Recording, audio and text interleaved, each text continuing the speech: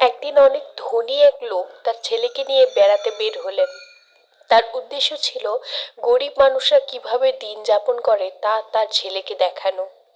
তারা কয়েকদিন খুবই গরিব এক পরিবারে খামারের দিন কাটালো। ফেরার পথে বাবা তার ছেলেকে জিজ্ঞাসা করলেন, কেমন লাগলো তোমার ঘুরতে?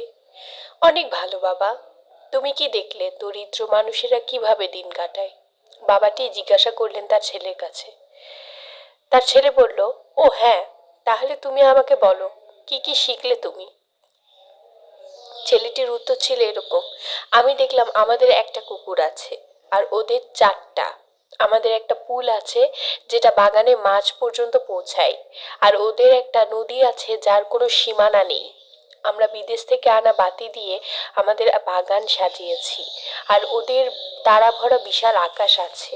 আমরা ছোট এক টুকরো জমিতে থাকি, কিন্তু ওদের এত বিশাল ক্ষেত আছে যার শেষ আমাদের দৃষ্টিসীমার বাইরে। আমাদের খাবার কিনে খেতে হয়, কিন্তু ওরা নিজেদের খাবার নিজেরা চাষাবাদ করে।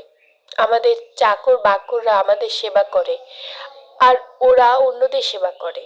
আমাদের গাড়ির বা বাড়ির চারপাশে প্রাচীর আছে আমাদের সুরক্ষিত রাখার জন্য, আর ওদের সুরক্ষিত রাখার জন্য আছে ওদের বন্ধুরা।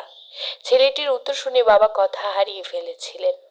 ছেলেটি শেষে আবার বলল, ধন্যবাদ বাবা। এটা দেখানোর জন্য যে আমরা কতটা গরিব।